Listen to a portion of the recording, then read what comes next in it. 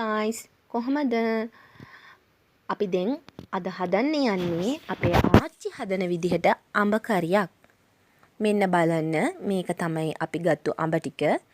අඹ 5ක් තියෙනවා. දැන් අපි මේක හොඳට සෝදලා හොඳට සුද්ධ කරලා එක අඹ ගෙඩිය 4ට පලා ගන්න ඕනේ. එහෙම පලාගෙන සුද්ධ කරලා තියෙන ටික තමයි මෙන්න මේක. දැක්කද?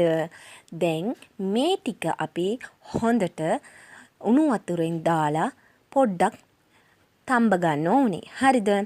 දැන් අපි මේක හොඳට තම්බගත්තු ටික තියලා ඊට පස්සේ අපි ලිපේ හට්ටිය තියන්න ඕනේ. මොකද්ද තියන්න ඕනේ කියලා කිව්වේ? හට්ටිය. හට්ටිය තියලා ඒක පොඩ්ඩක් රත් වුණාට පස්සේ අපි පොල් තෙල් හරි එළඟි තෙල් හරි මොනවා හරි බටර් හරි දාන්න පුළුවන්. අපි ළඟ තියෙන දේවල් වලින් අපි අඹ කරි හදමු. හරිද?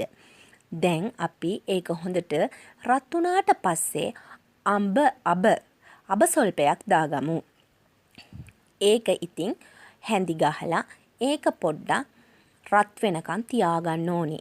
ඊට පස්සේ ඒකට අපි කරපිංචා රම්ප දාන්න ඕනේ. ඒ ටික දාලා ඒකත් පොඩ්ඩක් උණු වෙලා මේ හොඳට හැඳි ගහලා තියාගමු. හරිද? ඊට පස්සේ ඒකට අපි දාන්න ඕනේ කරාබු නැටි දාන්න ඕනේ, ඇනසල් දාන්න ඕනේ, සුදු ලුණු දාන්න ඕනේ.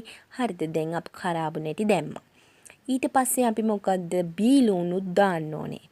බී ලුණු දාලා හොඳට අපි ඒක මිශ්‍ර කරගන්න ඕනේ.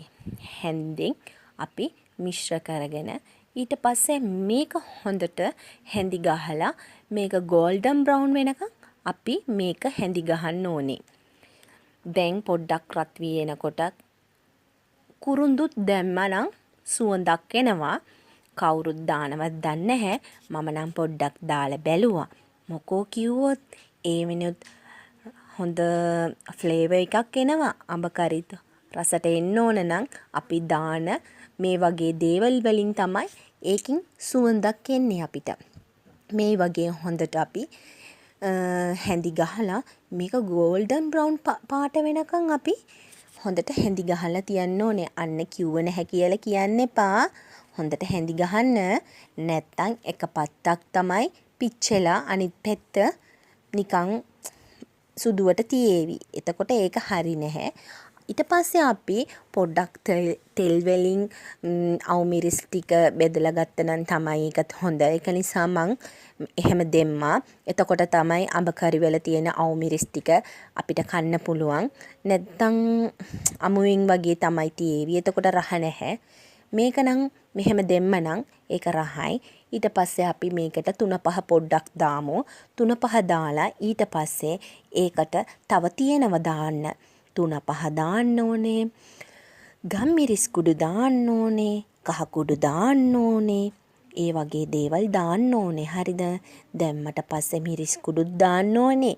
මිරිස් කුඩු දැම්මට පස්සේ තමයි ඒකෙන් අර රතු පාටට ඉන්නේ. තෙල් වලින්ම දැම්මනම් තමයි ඒක හොඳ. මං නම් එහෙම තමයි කරන්නේ. ඒ මොකෝ කිව්වොත් එතකොට තමයි ඒකේ දැන් අපි අඹ දැම්මට පස්සේ වතුර දාලා ඒක ආයිමත් සීනි දාලා තැම්බෙනකොට තෙල් වලින් දාපු මිරිස් කුඩු අර උඩට තෙල් වලින් බෙදලා එනකොට අර හොඳ මේකක් තියෙනවා. ඒක මං අන්තිමේදී පෙන්නන්නම්. දැන් අපි අඹත් දැම්මා. දැන් අඹ දාලා අපි මේක මේ ලයිට් වල පොඩ්ඩක් තමයි මේක තැම්බෙලා තියෙන්නේ. කියන්නේ ලයිට් වලට ඒ කියන්නේ හපන්න පුළුවන් විදිහට තියෙනවා. ඒ නිසා පොඩ්ඩක් දැන් අපි වතුරක් දැම්මා. දැන් මේක මිශ්‍රණය කරලා මේකට අපි හොඳටම තියෙනවනේ මිරිස් කුඩු ඒව සේරම මේ අඹ වලට ඇතුළට යන්න ඕනේ. එතකොට තමයි ඒකේ රහක් දෙනෙන්නේ. ඒ නිසා අපි මේක පොඩ්ඩක් මෙහෙම තියාගමු. අපි ලුණුත් දැම්මා දැන්. හරිද? හොඳට බලා ගන්න. මොකුත් ස්කිප් කරන්න එපා. එතකොට ඒවෙන් තියෙන ටිප්ස් ටික ඔයාලට අතහර ගන්න පුළුවන් වෙනවා. ඒ නිසා ඔයාලා මේවා හොඳට බලන්න. හරිද? ඊට පස්සේ අපි සීනි දාමු.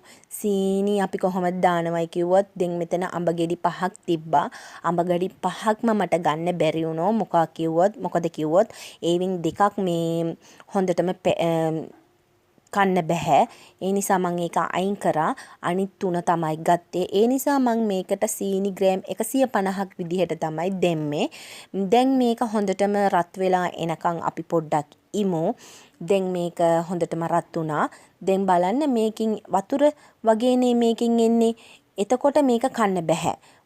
ඒ කියන්නේ සීනි තියෙනවනේ මේකේ. සීනි ටික හොඳට උණු වෙලා පොඩ්ඩක් අපි උඩ ඉඳලා දාන්නකොට පොඩ්ඩක් ගම් වගේ එන්න ඕනේ. කියන්නේ නූලට වගේ වැටෙන්න ඕනේ.